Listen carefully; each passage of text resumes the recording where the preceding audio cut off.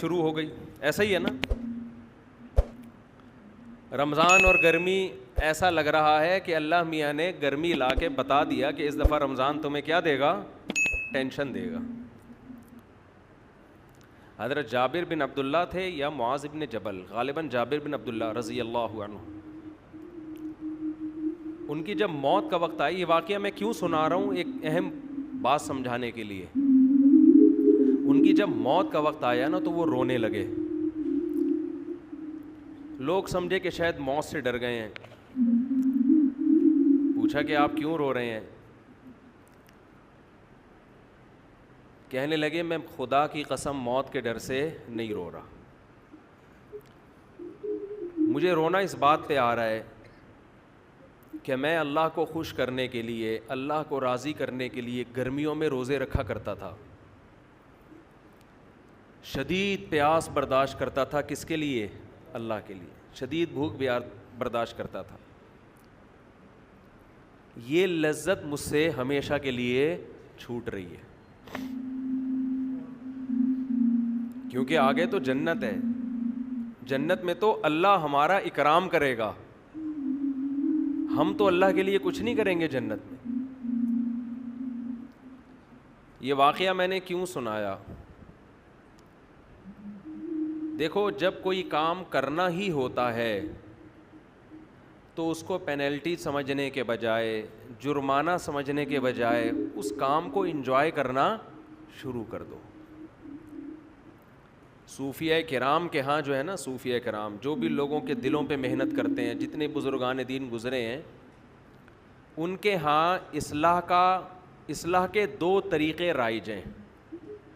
آج بھی medical science میں نا باڈی کو ٹھیک کرنے کے 2 طریقے ہیں. ایک طریقہ کہا جاتا ہے علاج بالضد. علاج بالضد کا مطلب ہے جو بیماری ہے اس کے خلاف دوا کھلائی جائے, ان جراثیم کو مارنے والی میڈیسن کھلائی جائے, جس کو اینٹی بائیوٹک کہا جاتا ہے. آپ میں جو جرمز پھیل رہے ہیں, آپ نے ایسا زہر جسم میں داخل کیا, اس زہر نے ان جراثیم کو مار دیا, فائٹ کی اور اس کو بولے نا کیا ہو گیا, ختم کر دیا. ایک طریقہ یہ ہوتا ہے. ایک طریقہ علاج بالمثل جو عام طور پہ ہومیوپیتھک میں چل رہا ہوتا ہے. یہ جو ویکسین ہے یہ کیا ہے, وہی جراثیم آپ کی باڈی میں داخل کیے جائیں جو آپ کو بیمار کرتے ہیں. اس کا فائدہ کیا ہوتا ہے کہ جب وہ مردہ جراثیم آپ کی باڈی میں داخل کیے جاتے ہیں تو آپ کی باڈی کے جراثیم اس سے لڑنے کے لیے تیار ہو جاتے ہیں. ان کو کیا پتا کہ یہ زندہ ہیں کہ مردہ ہیں. مردہ نہیں بھی ہوتے تو بڑے ادھموئے ہوئے ہوتے ہیں نا, جیسے آپ نے اپنے بیٹے کی فائٹ کرائی کسی کمزور سے, محلے کے کمزور لڑکے کے ساتھ, بچہ جیت گیا, آہستہ آہستہ اس میں کانفیڈنس پیدا ہونا شروع ہوا. پہلی دفعہ ہی لڑائی ایسے طاقتور سے کرا دی اور اس نے کوٹ دیا پکڑ کے, بچہ زندگی بھر کسی سے لڑنے کے قابل بولو نہیں رہے گا نا. شروع میں کمزوروں سے لڑائی کروائی جائے, پھر آہستہ آہستہ وہ بڑے بڑوں سے لڑنے کے قابل ہو جاتا ہے. تو علاج کا ایک طریقہ باڈی میں یہ ہوتا ہے جس کو علاج بالمثل کہا جاتا ہے, کہ آپ نے جو وہی جراثیم داخل کر دی, جیسے ویکسین ہے نا کووڈ کی, کورونا کی ویکسین, تو آپ کی باڈی ان جراثیم سے لڑ کے اور آپ کا سسٹم اتنا مضبوط ہو جاتا ہے کہ اب اگر کسی جرمز نے یا وائرس نے حملہ کیا تو آپ کی باڈی خود اس سے حملہ کر لیتی ہے. تو وہی چیز داخل کی جا رہی ہے باڈی میں. کیا خیال ہے بھائی؟ تو اہل اللہ جب علاج کرتے ہیں نا دلوں کا, کہ آپ سے گناہ چھوٹ جائیں, آپ کے دل میں آپ شریعت کے فرائض و واجبات پورے کرنا شروع کر دیں, تو اس کا ایک طریقہ یہ ہوتا ہے کہ آپ کے دل میں اللہ کا خوف پیدا کیا جائے, جہنم سے ڈرایا جائے, آگ سے ڈرایا جائے, بتایا جائے کہ اس پر کیا کیا سزائیں ہیں. اس سے یہ ہوتا ہے کہ جب آپ گناہ کے قریب جاتے ہیں آپ کانپنے لگتے ہیں, خوف طاری ہو جاتا ہے آپ کے اوپر. جب آپ رمضان کا روزہ چھوڑنے لگیں گے آپ پر خوف طاری ہو جائے گا.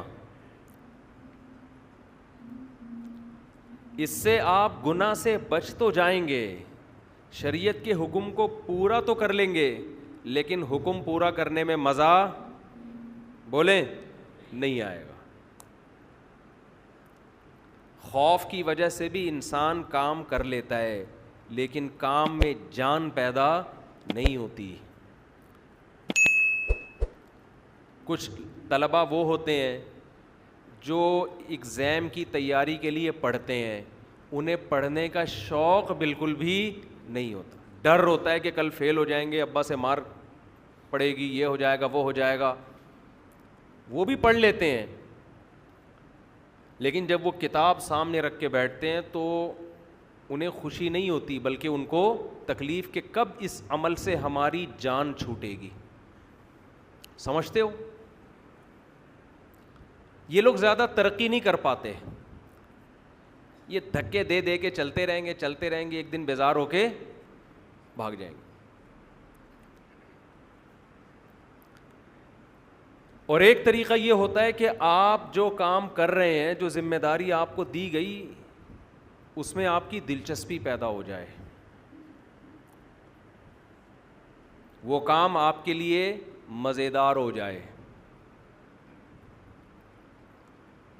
گناہ کبھی اللہ کے خوف سے انسان چھوڑتا ہے, کبھی اللہ کی محبت میں چھوڑتا ہے. محبت میں جب کام کیا جاتا ہے تو وہ کام مزیدار ہو جاتا ہے, اس میں دل لگتا ہے انسان کا. حضرت جابر بن عبداللہ جو رو رہے ہیں موت کے وقت کہ میں جو گرمیوں میں شدید پیاس برداشت کیا کرتا تھا وہ لذت آج مجھ سے چھوٹ رہی ہے. بتاؤ شدید پیاس لذت کی چیز ہے یا ٹینشن کی چیز ہے؟ ٹینشن کی چیز ہے. لیکن اس ٹینشن کے چھوٹنے پر جابر بن عبداللہ رضی اللہ عنہ کو ٹینشن ہونے, اس ٹینشن کے چھوٹنے پر ان کو ٹینشن ہو رہی ہے. کیوں؟ جس کے لیے ٹینشن برداشت کر رہے ہیں اس ذات سے محبت ہے. انسان کو جب کسی سے محبت ہوتی ہے تو اس کی نظر میں محبوب کو خوش کرنا دنیا کی سب سے بڑی لذت بن جاتی ہے. تو رمضان کے روزے آپ پہ فرض ہیں, وہ رکھنے ہیں, چاہو ٹینشن سے رکھ لو, چاہو اللہ کی محبت میں رکھ لو. میں پشاور میں تھا, ہمارے ایک دوست پٹھان تھے, بوڑھے. بعض دفعہ لوگ اتنے اخلاص سے بات کہتے ہیں کہ وہ 2-3 گھنٹوں کی تقریر ایک طرف اور 2 جملے ایک طرف, ان 2 جملوں سے ایسی موٹیویشن ملتی ہے کہ 1-2 گھنٹوں کی تقریروں سے وہ موٹیویشن نہیں ملتی. آپ کو پتہ ہے ہم جب کسی محفل میں ہوں اور شادیوں کی بات نہ ہو تو ایسا ہوتا ہے نہیں. اب تک کی رپورٹ کے مطابق اس طرح کبھی میری معلومات کی حد تک ایسا ہوا نہیں. تو وہاں بھی یہی بات موضوع, میں خود نہیں چھیڑ رہا ہوتا تو دوسرے چھیڑ دیتے ہیں. تو پشاور میں ہماری دعوت تھی, وہ بوڑھے پٹھان تھے, بڑا انہوں نے ہمارا اکرام کیا, تھے بھی بڑے مالدار. تو ویسے ہی کسی نے موضوع چھیڑ دیا دوسری شادی کا. تو ہم نے بھی ان بوڑھے جو پٹھان تھے نا, بزرگ ٹائپ کے, ان سے ہم نے کہا کہ چھیڑنے کے لیے کہ آپ بھی کر لیں, اللہ نے آپ کو اتنا مال دیا ہے, اور تھے بھی بوڑھے ہو کے بھی بڑے فٹ فاٹ تھے وہ. تو کسی نے کہہ دیا کہ بھائی اللہ نے اس کام میں بڑی لذت رکھی ہے شادیوں میں, ایسی بات چل پڑی نا. کسی نے کہا کہ نہیں جی لذت جو ہے وہ بکرا کھانے میں, کسی نے کہا جی مرغے پھوڑنے میں, ہر آدمی کے اپنے مزے ہیں. کسی نے کہا کہ جی انڈیا پاکستان کا میچ دیکھنے میں. وہ بزرگ نے بڑی زبردست بات کی, مجھے کہنے لگے مولوی صاحب لذت اللہ نے صرف 2 چیزوں میں رکھی ہے. لذت اللہ نے صرف, بولو, 2 چیزوں, ایک اپنی راہ میں لڑنے میں اور ایک روزہ افطار کرنے میں.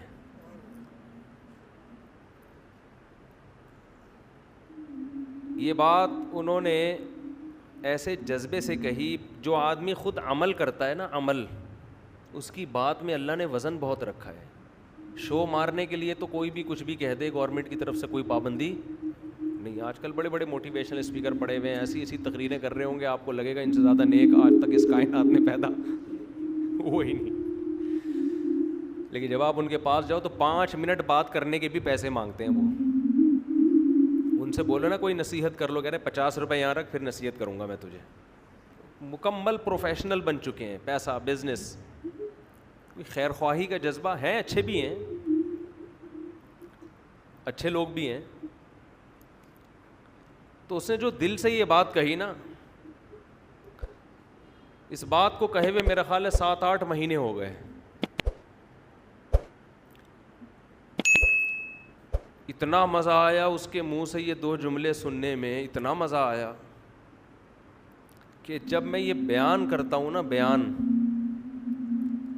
تو بیان کرتے ہوئے مجھے اپنے جذبات پہ کنٹرول نہیں ہوتا. سوچیں اس نے کتنے اخلاص سے یہ جملہ کہا ہوگا.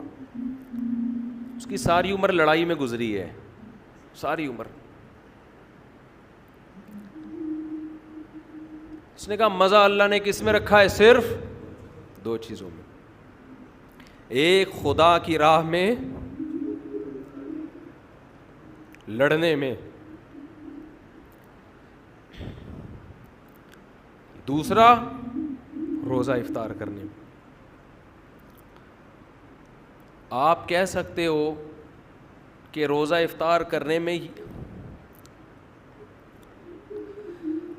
جو لذت ہے وہ کھانے پینے کی لذت ہوگی.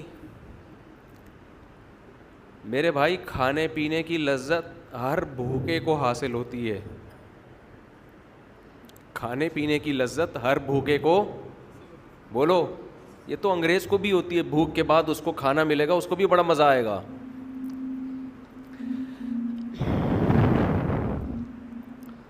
پیاس کے بعد پانی کی لذت ہندو کو بھی حاصل ہوتی ہے.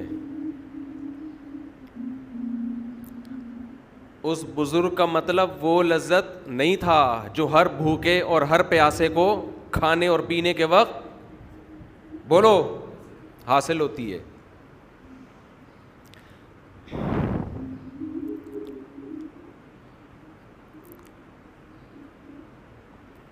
یہ جو روزے دار کو افطاری کے وقت لذت حاصل ہوتی ہے, یہ وہ لذت ہے جس لذت کے حاصل کرنے کے لیے دل میں اللہ کی محبت کا ہونا, بولو, ضروری ہے.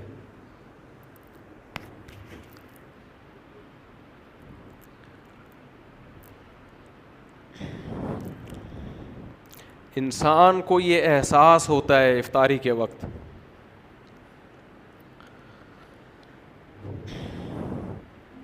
ذرا تھوڑا سا ٹھنڈا پانی دے دیں. جب سے یہ 3 شادیاں ہوئی ہیں نا,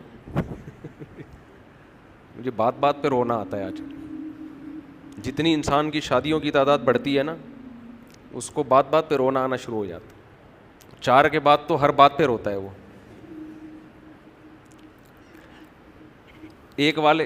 کسی نے کہی, میں نے سنا کہ وہ ایک آدمی کی 40 سال عمر ہو گئی, اب تک شادی نہیں ہوئی. کسی نے کہا کیوں نہیں ہوئی؟ کہہ رہے ہیں اس کو کسی بزرگ کی دعا لگی ہے.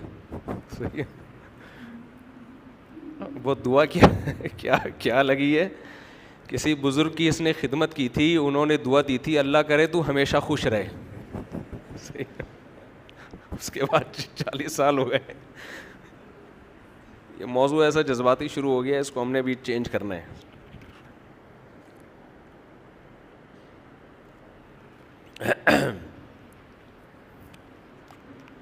بعض دفعہ مسائل کچھ اور ہوتے ہیں, رو کسی اور بات پہ رہا ہوتا ہے آدمی, سمجھ رہے ہیں نا. خیر کیا بات کر رہا تھا میں, تو میں عرض کر رہا تھا کہ جو افطاری کے وقت لذت ہے نا, لذت, یہ بھوک اور پیاس ختم کرنے کی لذت نہیں ہوتی. یہ اس بات کی لذت ہوتی ہے کہ آج ساری دنیا پیدا کرنے والے کو بھول چکی ہے. دنیا میں ہر شخص نے ہر ایک کو یاد رکھا ہے, نہیں یاد رکھا تو کس کو؟ پیدا کرنے والے کو. آج شادیوں میں مکس گیدرنگ ہوتی ہے نا, آپ ان سے کہیں سیپریٹ انتظام کر لو, لڑکیوں کو ادھر کر لو, مردوں کو ادھر کر لو, درمیان میں ایک چادر کھینچ لو, کیا جا رہا ہے؟ کچھ اس میں پیسے لگتے ہیں زیادہ ہے بھائی, لیکن ایسے مذاق اڑائیں گے آپ کا, ایسے بات کریں گے, ابے یہ مولویوں نے اتنا مشکل بنا دیا, ابے کیا ہو گیا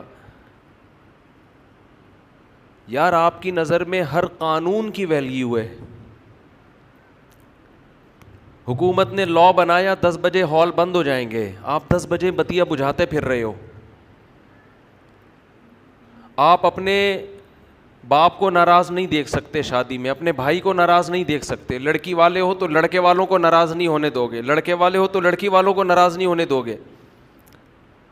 جس خدا نے بنایا ہے, جو پیدا کرنے والا ہے, جس نے یہ نعمتیں دی ہیں, وہ آپ کو دعوت کرنے سے منع بھی نہیں کر رہا.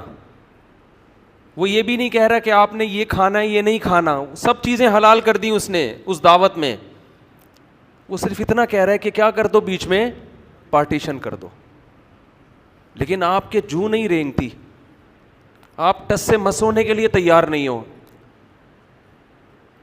اتنی سی بات وہ کہہ رہا ہے کہ بھائی درمیان میں کیا کر دو, پارٹیشن کر دو. آپ کہہ رہے ہو نہیں کریں گے. مجھے ایسے موقع پہ شعیب علیہ السلام کا کلام یاد آتا ہے.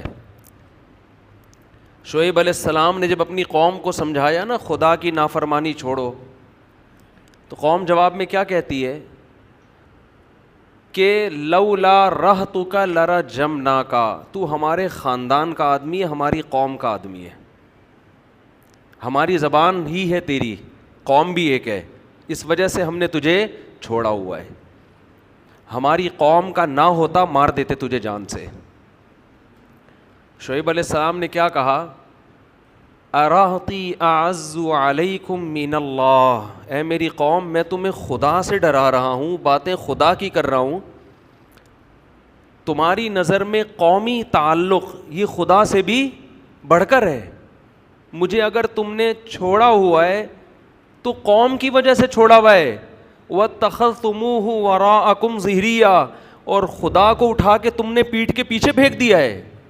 ایسا نظر انداز کیا ہے گاڈ کو, اللہ کو, خدا کو, کہ پشت کے پیچھے اس کی کوئی ویلیو ہی نہیں ہے. میں تم کو بات کر رہا ہوں خدا خدا خدا خدا, آرڈر اللہ کا آرڈر. اللہ تمہاری ڈکشنری میں ہے ہی نہیں. مجھے چھوڑا ہوا ہے تو کیوں, قوم کی وجہ سے. اگر کہہ دیتے کہ اے شعیب ہم تو چونکہ نام خدا کا لیتا ہے اس لیے ہم تیری رعایت کر رہے ہیں, قوم بھی ہے لیکن ساتھ میں نام تو اللہ کا لے رہا ہے اس لیے ہم تجھے کچھ نہیں کہہ رہے, تو خوشی ہوتی مجھے. اس اللہ کا تمہاری ڈکشنری میں کوئی تذکرہ ہے ہی نہیں. آج شادی بیاہ میں دیکھ لینا, ہر جگہ یہی ہو رہا ہے. جہاں اللہ کی بات خواتین کو بتاؤ بھائی اسلام میں عورت کے لیے حیا پسندیدہ ہے. میں نے بیان کیا تھا نا کہ خواتین موٹر سائیکل پر مردوں کی طرح نہ بیٹھیں, تھوڑا سمٹ کے بیٹھیں. یہ ٹھیک ہے چادر کے الجھنے کا خطرہ ہوتا ہے بائکوں میں, تو سمٹ کے بیٹھیں. ابھی ایک برقع آ گیا کسی خاتون کا, بھائی سمٹ کے بیٹھیں, کپڑے کو لپیٹ کے بیٹھیں تاکہ, اور چین کور بھی لگائیں بائکوں میں تاکہ یہ نوبت نہ آئے. اتنا مذاق اڑایا. اسلام حیا کو پروموٹ کرتا ہے, حیا کو. حیا کس میں زیادہ ہے, دیکھنے میں کس میں حیا زیادہ نظر آ رہی ہے, مردوں کی طرح بیٹھنے میں, یہ خواتین عورتوں کی طرح بیٹھیں, حیا کس میں نظر آ رہی ہے؟ مگر حیا آج ڈکشنری سے, کیونکہ اللہ چاہتا ہے نا, شرم اور حیا کس کا حکم ہے؟ اللہ کو. تو اس کو کوئی اس پہ جو نہیں رینگتی. مثالیں دی جاتی ہیں جو اونٹ میں صحابیات ایسے بیٹھا کرتی تھیں. اونٹ میں تو ایسے بیٹھنا ممکن نہیں تھا, دونوں پاؤں ایک طرف کر کے. آج بھی ہم نے علماء بزرگوں کو دیکھا ہے کہ وہ اپنی خواتین کو دونوں پاؤں ایک طرف کر کے بٹھاتے ہیں. اس میں حیا زیادہ ہے. لیکن افسوس ہمارے دیندار طبقہ بھی حیا کے معاملے میں آزاد. قرآن حیا کی تعریف کر رہا ہے کہ موسیٰ علیہ السلام کے پاس جب 2 لڑکیاں آئیں ان کو بلانے کے لیے, فجاءت احداہما تمشی علی استحیاء, قرآن کہہ رہا ہے ان میں ایک لڑکی آئی حیا کے ساتھ چلتی ہوئی, سینہ تان کے چلنا عورت کے لیے, بیچ روڈ پہ چلنا یہ ادا اللہ کو پسند بولو نہیں ہے. آپ عورت کی آزادی کے نام پہ بے حیائی پھیلا دو, آپ کی مرضی ہے. پیدا کرنے والا اس عمل سے خوش بولو نہیں ہوگا. آپ اپنی ڈکشنری سے اللہ کو نکال دو, پھر جو چاہے کرو. ایک صاحب مجھے ایک یورپ کے ایک کنٹری کے بارے میں بتانے لگے کہ وہاں آزادی بہت ہے, بہت آزادی ہے, ہر ایک کے حقوق ہیں, جو چاہے کرو, کتنے اچھے ہیں. میں نے کہا آپ کی اور میری نظر میں بہت اچھے ہیں, اللہ کی نظر میں بالکل بھی اچھے نہیں ہیں. کیونکہ ان آزادی کی وجہ سے انہوں نے جن گناہوں کو حلال قرار دے دیا ہے نا, ہومو سیکشولیٹی کو, زنا کو, لڑکیوں سے آپس میں تعلقات, ان چیزوں کی وجہ سے اللہ کی نظر میں وہ بالکل بھی اچھے نہیں ہیں. یہ تو وہ عمل ہے جس سے اللہ نے قوم لوط کو اٹھا کے پٹخ کے مار دیا. جس قوم نے اپنی ڈکشنری سے گاڈ کو نکال دیا, خالق کو, خدا کو نکال دیا, وہ میری اور آپ کی نظر میں بہت اچھا ہے, بنانے والے کی نظر میں اچھا نہیں ہے. بنانے والا نہیں پسند کرتا اس کو.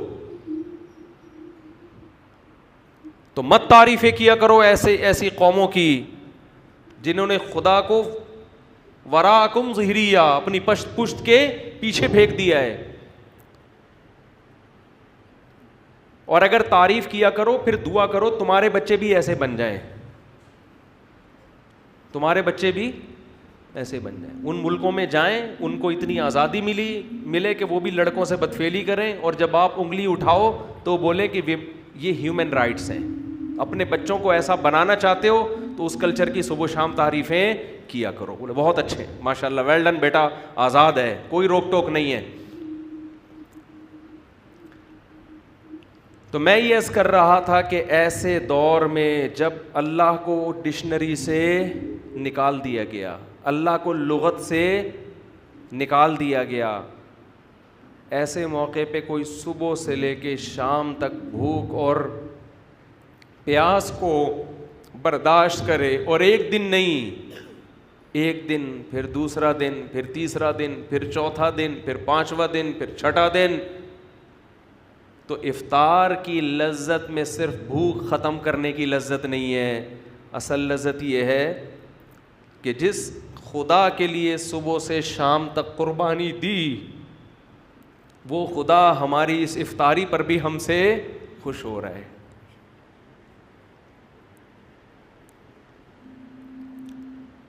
وہ ہمیں کھاتا دیکھ کے خوش ہو رہا ہے. تبھی تو ہمارے نبی صلی اللہ علیہ وسلم یہ دعا پڑھتے تھے, کیسی پیاری دعا, ذہب الظما, شدید پیاس کے بعد جب روزہ افطار ہو, فرماتے تھے نبی صلی اللہ علیہ وسلم کتنی لذتیں اللہ نے دے دی.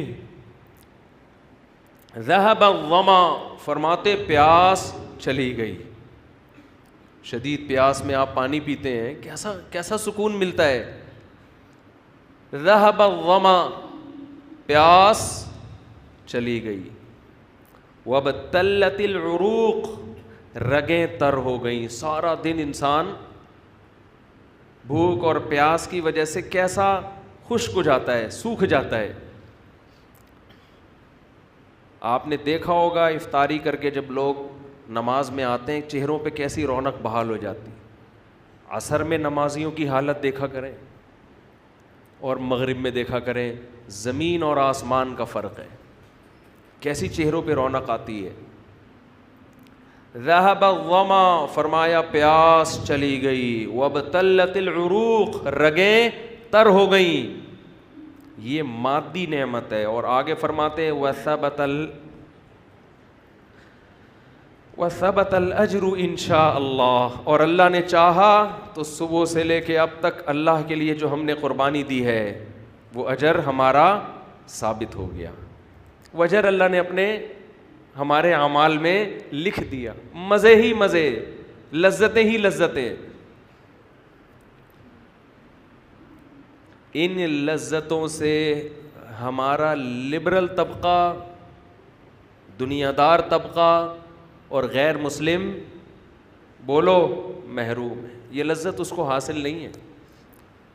وہ بھی بھوکے رہتے ہیں ڈائٹنگ کرنے کے لیے. کولیسٹرول ختم کرنے کے لیے.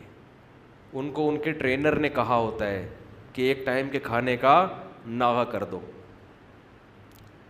اس بھوک کے بعد جب وہ کھاتے ہیں ان کو وہ لذت محسوس نہیں ہوتی جو ہمیں افطاری کے وقت محسوس ہوتی ہے. افطاری میں اللہ نے صرف جسم میں سکون نہیں رکھا بلکہ افطاری کے وقت اللہ نے روح کا سکون رکھا ہے. روح میں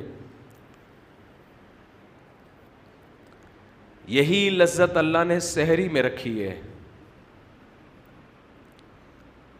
سحری کا وقت ایک ایسا ٹائم ہے جس وقت دنیا کی کوئی قوم نہیں کھاتی.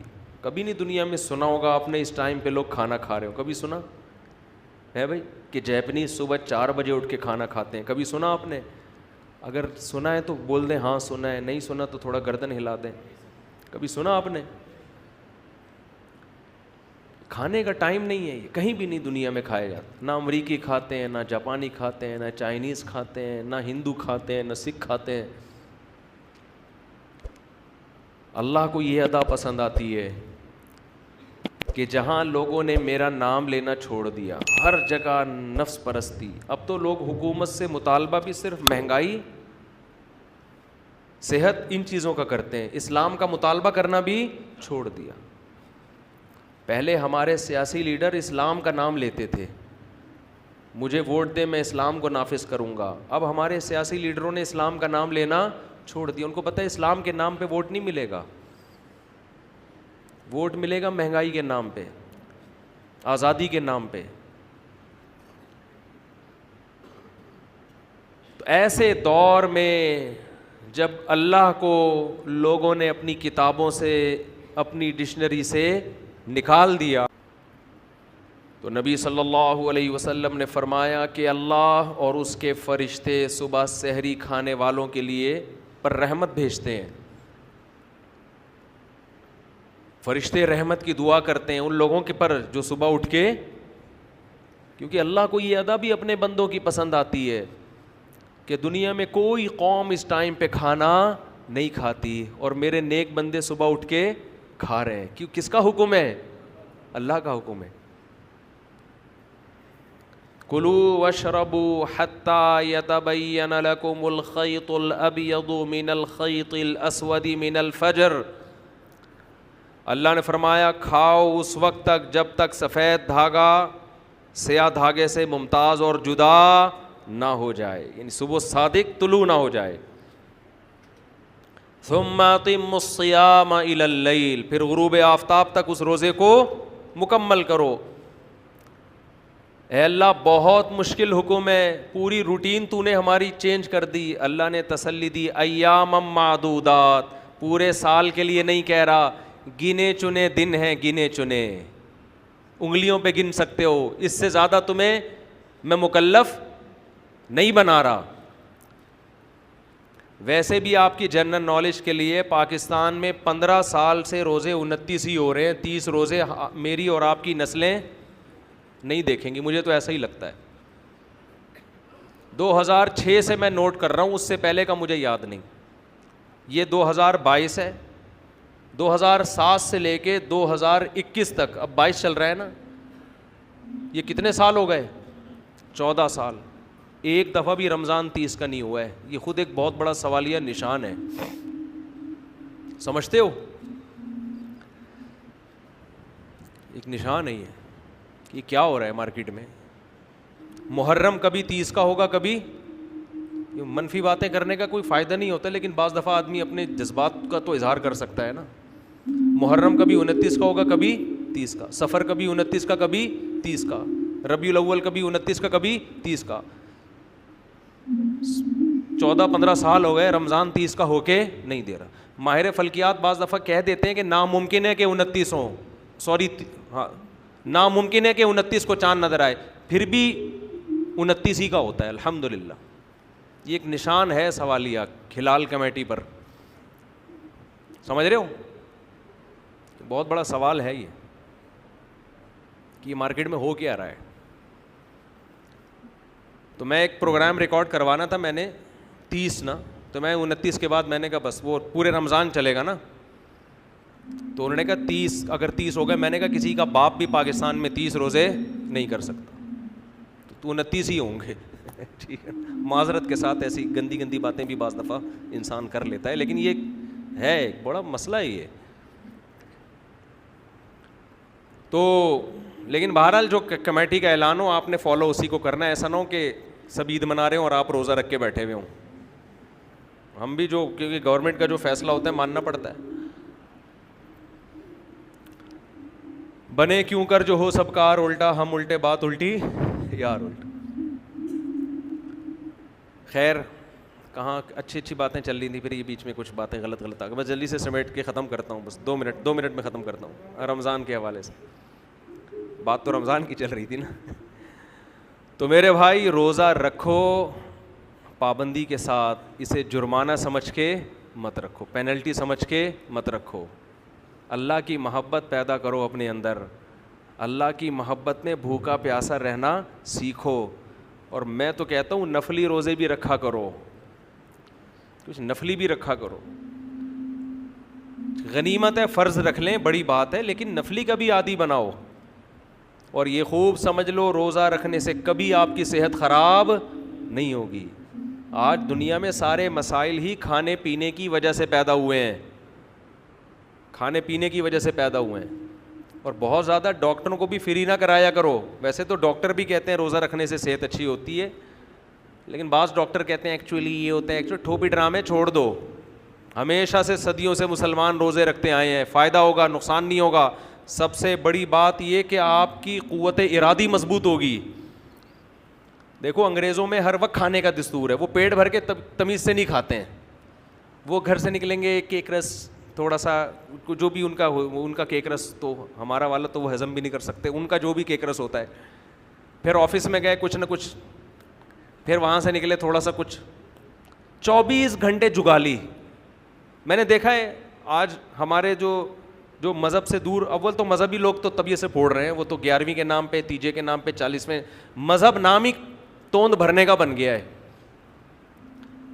مذہب کے نام پہ ربیع الاول میں حلوے الگ چلیں گے, محرم کے حلیم الگ چلیں گے, اور ابا کے تیجا 40واں برسی, پھر یہ وہ کھاؤ خود پیٹ دیگ بن چکے ہیں. کھا کے, اور اس کو نام کیا دیتے ہیں, یہ خوب بار بار بتا دوں, کسی کا پیٹ اگر بڑا ہوا ہے تو بدگمانی جائز نہیں ہے. میں نے بہت سے لوگ دیکھے بہت بڑے پیٹ, بہت بھاری جسم, کھاتے نہیں ہیں, وہ قدرت کی طرف سے ہے.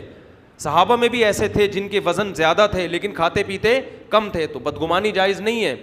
اسلام میں وہ موٹاپا ناپسند ہے جو زیادہ کھانے کی وجہ سے ہوا ہو. بعض دفعہ زیادہ کھانے کی وجہ سے نہیں ہوتا, نیچرل ہوتا ہے وہ. تو آج کھانا عبادت بن چکا ہے. اسلام میں کھانا عبادت نہیں ہے, پرہیز کرنا عبادت ہے. کم کھاؤ. آج شادیوں میں بھی عجیب طریقے سے کھانے, پہلے جوس لا کے پکڑا دیں گے. ابے جب جوس پی لیا تو اس کے 15 منٹ بعد کھانا آئے گا, تو آدھی بھوک تو ختم ہو گئی نا. ابھی کچھ دن پہلے ایک ولیمے میں جانا ہوا, انہوں نے پہلے لا کے نا جوس موس دینا شروع کر دیا. میں نے کہا یہ پئیں گے تو بھوک تو لگے گی نہیں پھر. انہوں نے کہا آپ کو نہیں لگے گی, باقی تو سب کو لگ رہی ہے. اس کے بعد پھر گوشت, بوٹیاں. میں سمجھا یہ کھانا ہے, ہم نے بوٹیاں کھا لیں, اب کھانا آئے گا تھوڑی دیر کے بعد. انتہا ہوتی ہے بدتمیزی کی بھائی, اس کو بدتمیزی نہیں تو اور کیا ہے یہ تو میڈیکلی بھی غلط ہے. آپ جب کھانا کھانا شروع کرتے ہیں آپ کا معدہ ایک تیزاب چھوڑنا شروع کر دیتا ہے اس کو گلانے کے لیے. معدہ سمجھتا ہے اب کھانا آ رہا ہے, معدہ اپنا کام شروع. اب آپ نے 10-15 منٹ کا اسٹاپ لے لیا تو وہ تیزاب تو آپ کے معدے کا بیڑا غرق کر دے گا. دوبارہ تھوڑی معدہ تیار ہوگا اس کے لیے. 24 گھنٹے کچھ نہ کچھ کھاتے رہتے ہیں, بس کچھ نہیں منہ میں پان رکھ لیں گے.